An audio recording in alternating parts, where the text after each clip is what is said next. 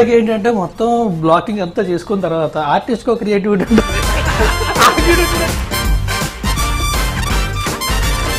మీరు ఇన్ని రోజులకి ఎందుకు ఆగారు కదా సార్ డైరెక్షన్ కోసం ఆహా ఇప్పుడు వస్తుంది అందులో చేయాలనే మీరు ఆగినట్టు అనిపిస్తుంది నాకు. మీకు అనిపించింది ఇది కూడా కట్టే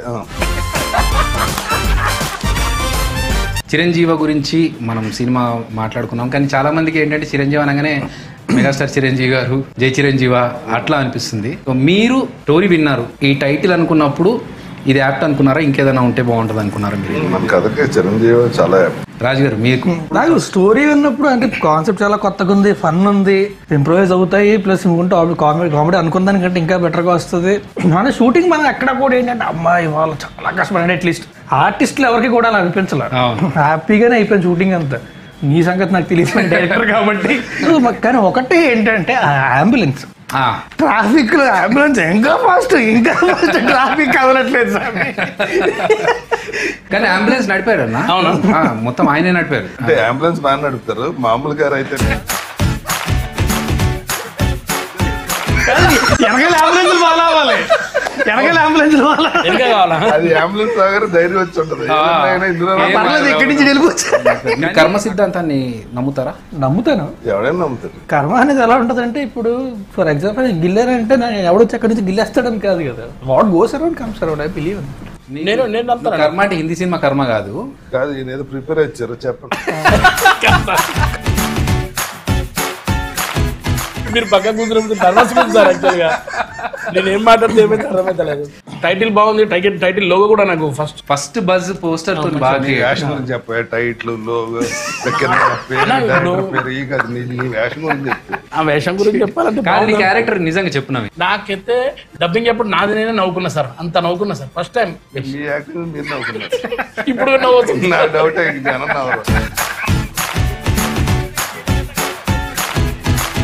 ఏ క్యారెక్టర్ నవ్వుకోలేదండి, ఆయన చూసి ఆయన నవ్వుకున్నాను. లేదండి అంటే ఫార్వర్డ్ చేసేసారు కానీ మిగతా అన్ని ఫార్వర్డ్ ఓన్లీ నాన్నది పెట్టారు. ఆయన షార్ట్స్ మాత్రమే డబ్బింగ్ చెప్పించి లేదన్నా కథ బయట చెప్పేస్తారు. ఒకటి ఈ కాలు కొద్దిగా ఆపరేషన్ అయింది సార్, కొద్దిగా లెగ్నెంట్ అయింది. ఈ కాలు ఒక మెట్టు మీద పెట్టలేను నేను, కరెక్ట్ గా నా షార్ట్ కు మెట్లు ఉన్నాయి సార్ 3. ఈ మెట్లు ఎక్కాలి అంత ఫాస్ట్ ఫార్వర్డ్ లో, ఈ మెట్లు ఎక్కువ డైలాగ్ చెప్పాలి. ఎట్లుంటా సార్ అప్పుడు నా వయసులో ఆ డైలాగ్ వచ్చింది ఎడిటింగ్ లో లేదా అదే మీ సెన్సార్ ఒప్పుకోలేదు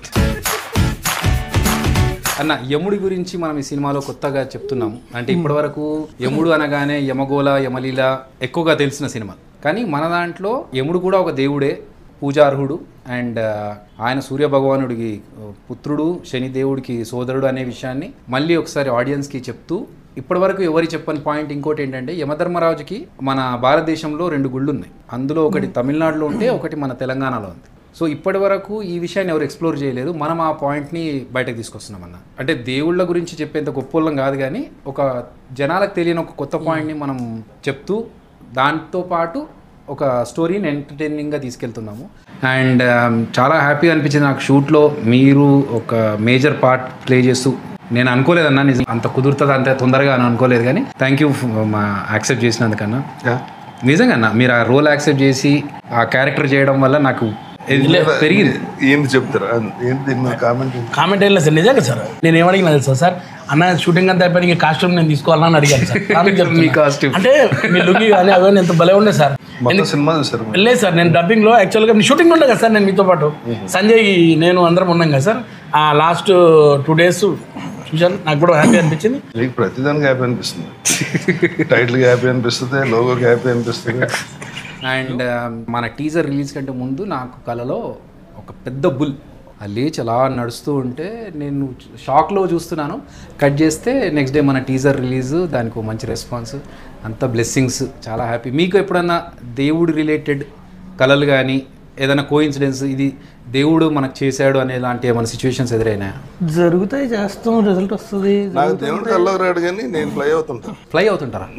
అంటే సీలింగ్ వెళ్ళి టచ్ అవటం, అలా కిటికీల బయటికి వెళ్ళి అలాగా బుద్ధ విగ్రహం మొత్తం అన్ని హైదరాబాద్ మొత్తం డ్రోన్ షాట్ ఉంటాను. టెన్షన్ వస్తుంటది. మా గురువు గారు అంటుంటారు, ఎప్పుడో మీరు ఒరిజినల్ గా పైకి లేసిపోయేలా ఉన్నారు గాలిలోకి.